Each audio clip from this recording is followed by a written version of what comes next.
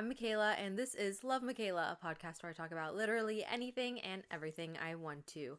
Today, I want to talk about the K-drama Wedding Impossible. It recently came out and finished within the last month or so, I believe. Or maybe I watched it late. I don't know. I just remember it was like pretty new when I first watched it. Me and my mom watched it together. I saw people talking about it on TikTok. And I was like, okay, it looks kind of good. Like, maybe I will check it out. And then I talked to my mom about it, and we were like, yeah, it sounds interesting. So we thought we would get into it. It's really funny. I really loved it a lot. It's not like my top 10, but it was really, really good. And there was a lot of stuff to like about the show. So I'm just going to go ahead and get started. Because this episode might run a little long. Because I got a lot to say. But it might not if I can, like, keep it succinct. But, you know, we all know I like to ramble. So, we'll see. So I'm just going to go ahead and get into the synopsis. This is one that I pulled off of the internet, and then I might go and explain it a little more if I feel like it's lacking. Okay. So, Na Ah-jung works as an extra actress. Like she works like she's extra, like an extra, like a background person. Anyway, she's talented as an actress, but she hasn't gotten recognized for her work at all. She has experience acting as a married woman, but in real life, her dating life is on the back burner due to her difficult reality. She has a male friend named Lee Do-han, whom she has known for 15 years.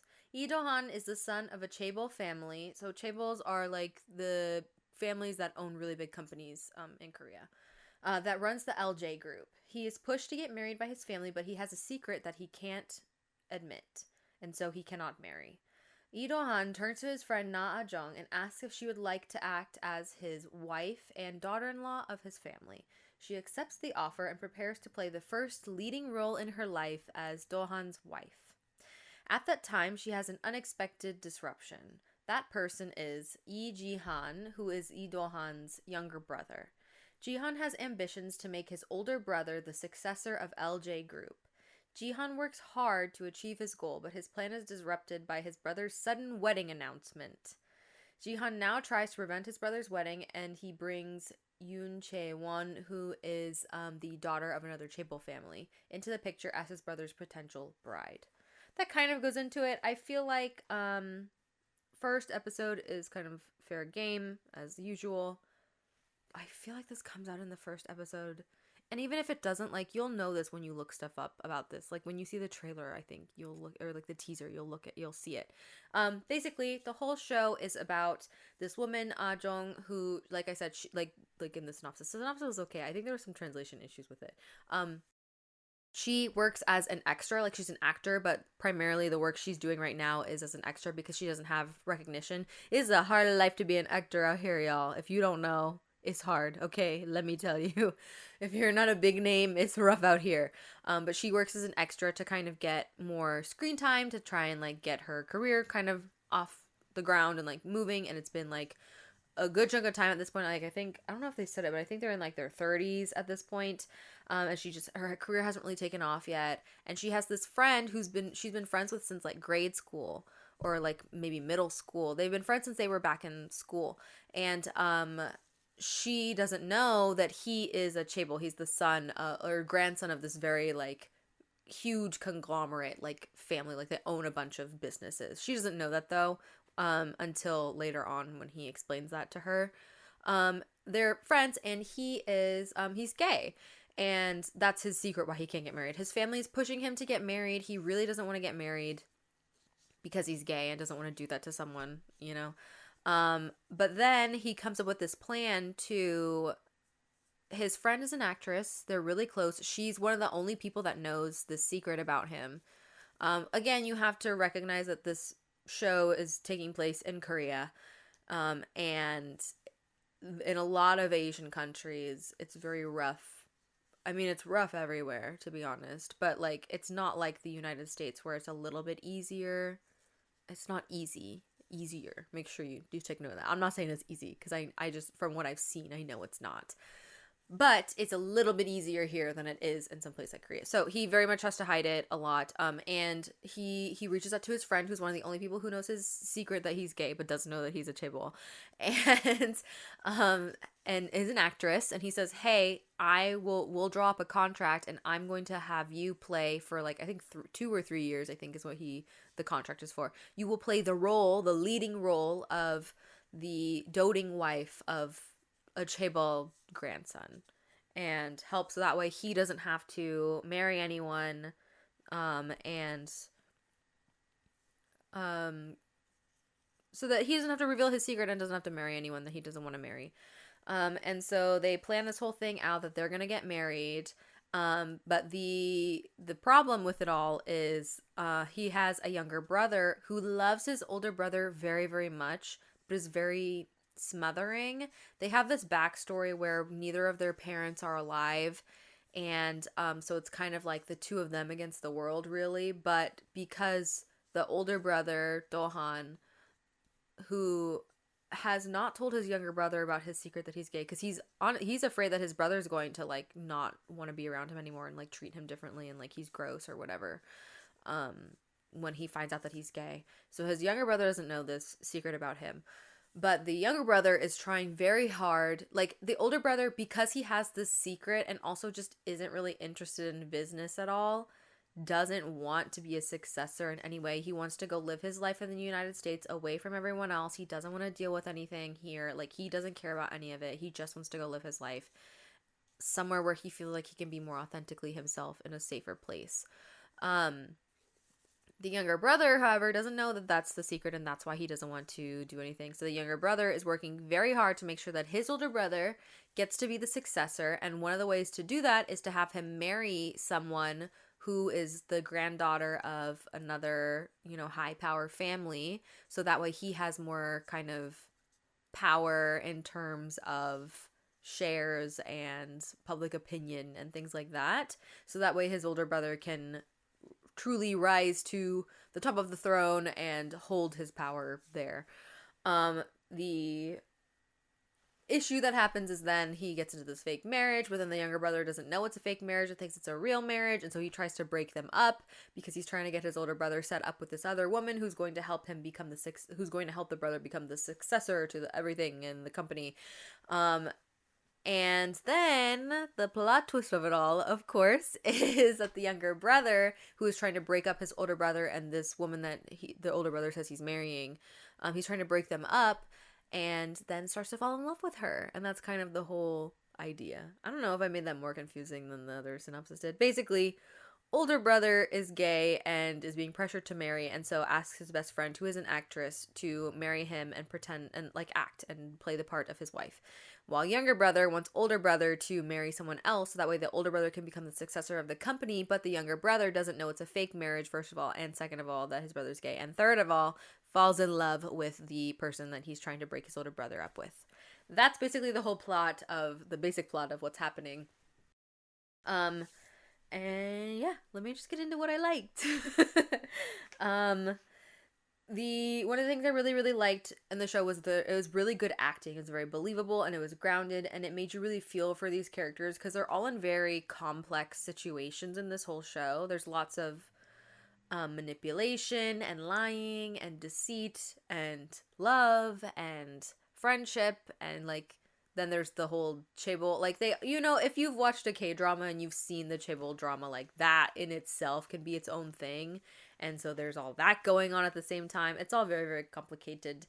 It's a lot going on. So, but they were able to stay really grounded, and like you still really felt for the characters. And I really hated the siblings and the dad, who was only in it for like 2 scenes, but I hated him so much. And so that was well done too. You're supposed to hate them. Don't worry. You're supposed to hate them. They did a really good job with that. The siblings were definitely more prominent, so there was more time to like kind of garner that hate. But the dad literally had like, I don't even know how many scenes, but like it had to have been under 6 scenes. It was maybe 5 scenes or less that he was in, and I hated that man. I hated his guts. So he did a good job there, because that's what he's there for. The actors, like, I'll go over as I usually do the main actors in the show. So In my opinion, in my humble opinion, these actors are not super well known actors, but they were all very, very talented and really good at what they were doing. And I say not super well known. That's just on my perspective and based off of those K dramas that I've personally watched. So I don't know if they're actually well known or not. But to me, it didn't seem like they had done a ton of stuff in comparison to like some of the other actors that I've talked about, like Park Hyung Sik or Sojun, Park Sojun, like people like that who have done like tons and tons and tons of stuff and like everyone knows them. These actors weren't necessarily on that same they weren't they're not like that in my opinion, but I also don't know. You'll see. Okay. The first actor I'll talk about is the female lead, aka Na Ah Jong, our female lead. That's the character's name, who was played by Jun Jong So.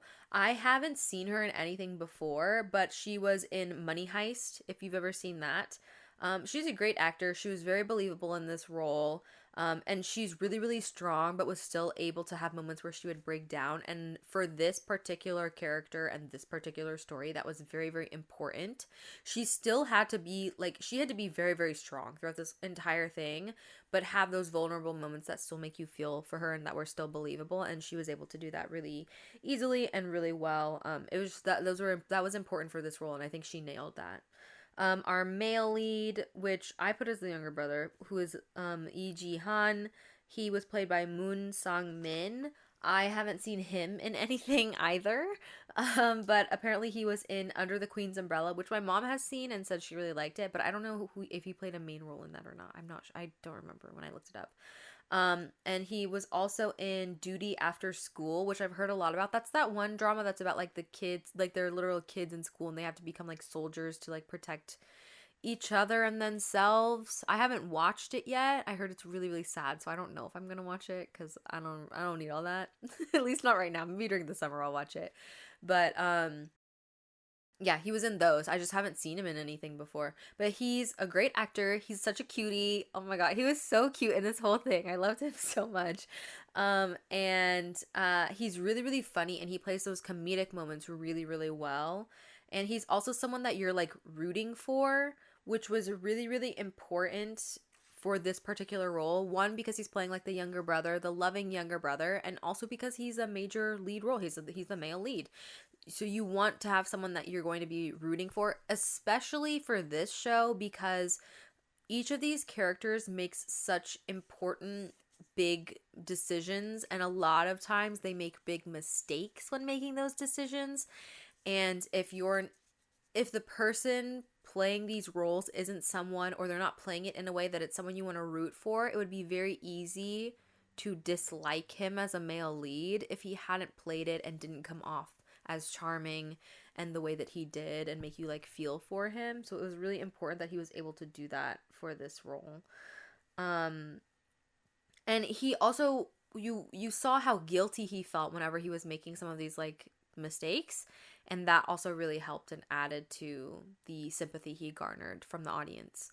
And then the brother, which is Dohan, Lee Dohan, and like he's the older brother, the one who's gay. He is played by Kim Do-won. This actor I have seen before. um, and I recognized him because he played the brother in My Roommate's a Gumiho, if you've ever seen that one. Not Nine-Tailed Gumiho or Nine-Tailed Fox, not Tales of the Nine-Tailed, none of that.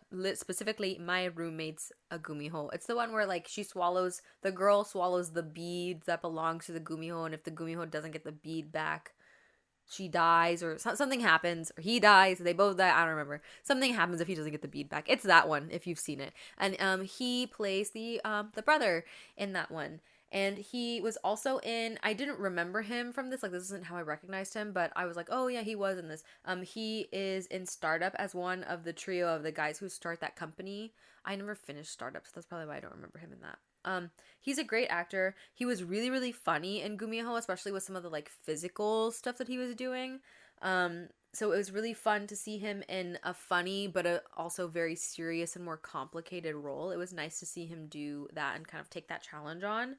Um, and I think he just handled the role really well. I think it would have been very easy to misstep and make this character someone that the audience really didn't like because of some of the choices that he decides to make.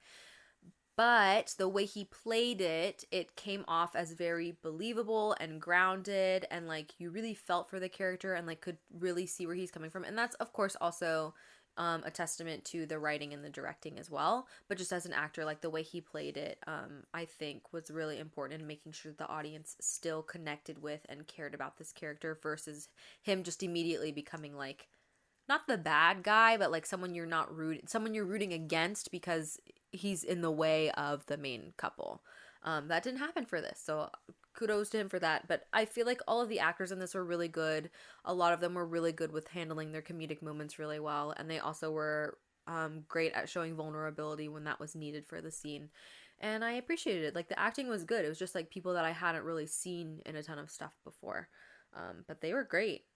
Um, the biggest draw of the show is that it looked super funny in the teasers and the trailers that I saw, and it was super funny. Like it's not like one of those things where, you know, like sometimes for comedic movies, the trailer will have all of the funny parts, and then the movie, you're like, oh, it's gonna be funny, and then you get to the movie and literally all of the funny parts were what was in the trailer, and so there's nothing left for the movie that's to be a surprise that's funny, and it's like, oh, it wasn't actually that funny. No, this show was really, really funny. I really, really enjoyed it. The premise is also really fun, and although I can't speak regarding the LGBT plus community because I'm not a part of that community, I will say that it was at least very interesting to see the struggle behind what was going on for Dohan, and like how what he was struggling with really affected every single decision he was making in terms of what he was doing with his life. I thought that that was really interesting to watch. Is it accurate? I don't know, because I can't say, because I'm not a part of that community. But at least from the outside, it was just very interesting to watch, to say the least. I really liked all of the side relationships, like between the boss and the male lead. I liked the relationship between the brothers that they had, and like the friends and the families, and the juxtaposition of them all, and how it was all intertwined. Like everyone was like intertwined with each other, but there was also like comparisons between our female leads family and friends versus our male leads family and friends, and like how that was different and what that looked like. I just thought it was really interesting and really fun to watch. I loved all of the little relationships. They were very, very nice. Okay, we're on our second page of notes, so let's get going through it. I really liked the actor focus of it all, and I might be biased because I am an actor myself. But I just thought it was interesting. I like seeing that being shown in things because a lot of people don't really have a grasp on what it means to be an actor or what that looks like in the day-to-day life. I really liked them showing how sometimes other actors get treated differently on set depending on where they are in terms of like hierarchy of their like position on the set, and how they might even be mistreated, especially like the way that they showed the mistreatment of the extras and how they were kind of treated as disposable, because I think it's important to highlight that, because the more that we highlight that and bring it up, the hopefully, I don't know if this will be the case, but hopefully the less it will happen, because it does happen. Not that I've personally seen it on set, but I've heard stories about how that could happen. I think it's easy to see how that could happen. And I also really liked that they showed the like struggling side of things with being an actor. I think you see this from the beginning, so I don't really think this is spoilers. But they show like how hard it is to be. It's really hard to be an actor. Once you like make it big, or if you have a ton of connections, then maybe it's not as hard. But for the average everyday actor, it's so difficult. You have to keep more than one job going. You have to make sure that the jobs that you do take, like in terms of like a day job, are a little bit more flexible than some other jobs might be, because you might have to drop things and go film something. The struggles that come with being it's hard. It's really hard being an actor, and a lot of people don't know that or recognize that because they don't recognize it because they don't know it. They're just ignorant about it. They don't know. They don't know until they see it. And so I really like that they talked about it. Like it's a lot of work and a lot of heart that has to go into pursuing acting as a profession, and people don't really get that because they don't see that side of things. And so I liked that was showcased. I also just really liked that they were able to use they were probably, I hope that they did this, they were able to use equipment that was laying around as set dressing. I love that. I think it's so fun when you get to film something that's supposed to be on a set, and so you get to see the parts of the set. I just think it's fun. I think it's cute. It's just a fun thing. I also really liked the exploration of lies and like what they do and how they affect others and like different kinds of lies, like the white lies and the big lies and the lies that are to yourself and what is acting if not lies and playing pretend, and how those kind of intertwine and how that kind of intertwined for her with the whole contract thing that was happening and now they're gonna get married. And I also really liked that then led to an exploration of, okay, well, what is the truth then, and what does the truth mean, and why is that important? And I didn't think a lot while I was watching it. This one still made me think, like, in between all the funny moments. Like, there were so many funny moments that this wasn't one that I was like, wow, this is so deep. But it was one where, like, I would, like, I'd be like, ha, ha, ha, this is so funny. And then I'd be like, oh, wow, wait, what does that mean? You know, or I would think about it after I'd watched it. And I enjoyed that. You know, sometimes I don't need the whole, it's deep the entire time. Sometimes I need to laugh a little bit, and then I can think a little bit, you know? Okay. That is it for the non-spoiler section. So if you plan to watch this and you don't want any spoilers, then do not proceed, skip ahead to the other part. I'll leave it in the description and it'll be a chapter on the YouTube video. Okay, cool. I was not super stoked with the time jump. I understand at the end. I understand why they needed to do it. I just wasn't a huge fan of it, and it felt a little bit like a cop-out. Like they didn't want to deal with all of the difficult stuff that was going to happen in between, and so they were just like, okay, time jump. And I don't think that this is an issue that is novel. I don't think it's new. I think a lot of K-dramas do this where they're like, we're not really sure. I think the hardest part, this isn't just K-dramas, but it's, I saw an article recently that was like, this drama didn't stick the landing. The thing is, stories are really hard to write. And to me, personally, I think the hardest part of stories is ending them. I think it's hard for the actors, the director, and the writer to all be like, we were living in this world for a while and now we have to say goodbye to it. Maybe that's just a me personality thing. I hate goodbyes. I'm so bad at them. They make me so sad. I don't like finishing things because I don't like saying goodbye to the journey I went on to get to that thing or to finish that thing or to do that thing. And I don't like leaving a world, like when I'm watching something or reading something or listening to something. I don't like leaving that world. I think goodbyes are hard, and I think that's why endings are hard. Endings are hard to write, and you can't satisfy everyone. However, I think not just K-dramas, but a lot of shows have a hard time, like when they have a really good story and then having the end. When a K-drama, when a show, when whatever has a really good ending, that's when I'm like, oh, that was so good. And that's why those ones make my top 10 list. Otherwise, I'm like, oh, it was good, but the ending was kind of lackluster. The ending wasn't super lackluster. It was just a disappointment because it felt like a cop-out. Whenever anyone does a time jump, unless it's like for a very significant reason or it's like they give you the ending and then they do a time jump to just give you something extra, I'm cool with that. But when it's just a time jump, when it feels like a cop-out, I was like, it's not my favorite, but whatever. Also, I feel like part of the reason they did the time jump was so that they didn't expose the father for the mother's death. I understand why they didn't want to expose the father, because it probably would have led to this whole revenge arc, and that would have been a whole thing, and it would have hurt more than it helped in terms of the story and the world in the story. I get it. I get why they didn't do it, but it just felt like that's probably why they were doing the time jump, and it made it feel like more of a cop-out. I get it. And I also wish we'd had more time spent explaining why the grandfather, who cared about those two kids, who cared about Jian and Dawn so much, why they hid the father's involvement in literally his own daughters, their mother's death. And also to the other kids, I don't remember if she told her brother or not, but like the sister who was like the evil but then like kind of became good, not good at the end, but like became more like a human at the end. Like she found out that her mother died because of her father, and then I don't remember if she told her brother or not. I can't remember, but like we needed to, like, the grandfather at least could have addressed it with them and been like, hey, I'm sorry. Like, I don't know, but there could have been some resolution there that didn't happen, and that was also kind of disappointing. I loved the cyclical nature of the ending for the show. I really thought I wasn't going to like the ending after the second to last episode because I was like, what are we going to do now? But honestly, the very end, like, saved it for me. It was the same as the beginning where she picks up Dohan in the car from the airport and like says hi, and then they go and like they talk about their lives a little bit.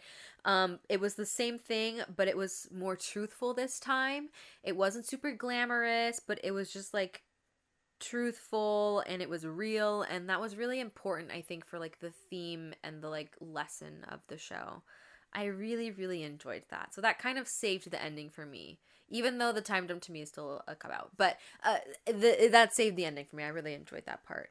And I also really like that we tied up all the loose ends for the very important characters, and even the side ones. Like, everything felt really fitting. It wasn't too cliche. It felt like everyone got what they deserved, and it didn't really feel lackluster, in my opinion. That, like, I just feel like everyone had their story kind of concluded, and that was nice. Also, I don't know what they told the actor playing the male lead, playing Jihan for the last episode. I don't know what they told him. I don't know what he was on. I don't know what he did, but he was so funny and so cute. There was constant pouting. He was so down bad. I loved it so much. I was like, oh, I would watch a show of them just being like that. Like, not a show, but like a special episode of them just being like that for a while, because it was so funny and it was so cute and I loved it so much. It was so wholesome. Oh, and it also fit because now he was no longer playing the role of like the crisis manager of trying to get his brother to do. He wasn't doing all that. He was letting himself relax, being his true self, not having to put this mask on all the time. We got to see glimpses of him being a kid during the show, but only kind of like him throwing a tantrum kind of in like that sort of way, like being the little brother. We really only got to see that when he was kind of really upset and throwing like little mini tantrums. But now at the end of the show, the very last episode, we get to see him being a kid, like inner child being a kid, and like embracing that and embracing who he really is and embracing his role as the little brother, and that felt really fitting and right, and it was just like really cute. He's so cute. He's so cute. Oh my god, he's just like such a cutie pie. I love him. Also, one of the reasons I even wanted to talk about this, the cameos. Two of my favorite people. Oh my god, I love them so much. The cameos that were in this. Okay, so Kim Bum, my beloved. He's so handsome, and I love him so much. I don't know how they got these cameos, considering that like I don't think the scale of this drama was super big. I don't know how they got them, but I oh my god, I love Kim Bum so much. I think he's such a good actor. I think he's so cute. He's so handsome. I love him. When I saw him, I was like, I didn't realize I missed him. I missed him. When I saw him, I was like, oh my god, Kim Bum. Oh, I love him so much. Yeah, I didn't realize I missed him until I was so excited. So handsome, so cute. I love Kim Bum. And then also, I need to see what he's been up to lately. Love of my life. I don't remember the other guy's name, but he used to be an actor. He was one of the Reapers in that show called Tomorrow. Oh my god, I can't remember his name right now. But I love him. He's like got really angular, sharp features, and he's a model. He's like really tall. I love him. But he was in it too. I was like, oh my god, I lost it. I love them so much. Oh my goodness. The cameos were great. Anyway, okay, that's enough of the spoilers. I know spoilers here. Okay, cool. Basically, all I have left is my two I recommended and TLDR. This actually went a lot faster than I thought it would. Good for you, Mikaela. Unless you like shorter episodes, then I'm so sorry. But it is what it is. Do I recommend this drama? Yes, I recommend it. I think it's really funny, and the story is really interesting, and it explores some good themes, and it's also like kind of short, so it's not a huge time commitment. And I think it's worth it. I think it's worth the time, because I think it's like 10 episodes or maybe 12 episodes, and I think they're only 40 minutes each or so they're not super long. My mom and I just finished Queen of Tears, and then we found out that there's supposed to be 2 extra episodes coming out, but that those might be Korea only, and so we might not even get to see them, but that's fine. But the Queen of Tears episodes, there was 20 episodes, I think. Is it 20 or is it only 16? No, 16. 16? 18?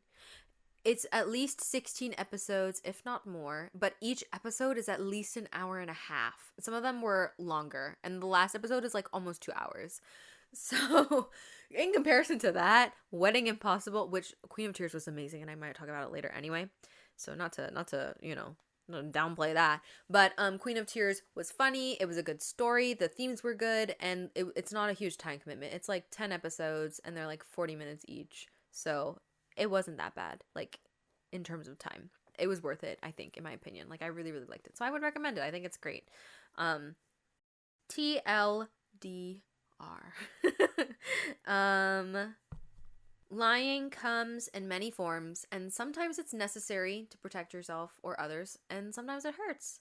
And sometimes it's better to keep the secrets for yourself, but sometimes, a lot of the times, the truth can like truly set you free. I know that's a cliche thing to say, but it's true. Sometimes the truth can really set you free and help you kind of live as you're supposed to and meant to.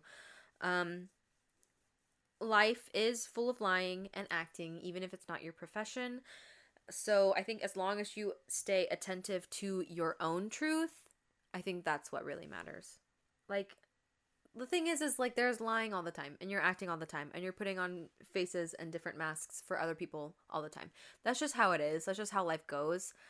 Whether you're protecting yourself, whether you're hiding yourself, whether it's for good or for bad, that's what's happening. But I think the most important thing is to do your best to not lie to yourself and to stay attentive to who you are and what your truth is in your life, so that at the very least you're not hurting yourself. It'd be great if you also don't hurt others, but at the very least, don't hurt yourself, don't lie to yourself. Stay true to who you are and know what your truth is, and acknowledge that and be attentive to that, and I think you'll be okay. Yeah. That's it for this episode. Thank you so much for tuning in and spending this time with me. I hope you have a lovely rest of your morning, day, evening, night, weekend, week, whatever it may be for you, and I will see you next time. Love, Mikaela. Bye.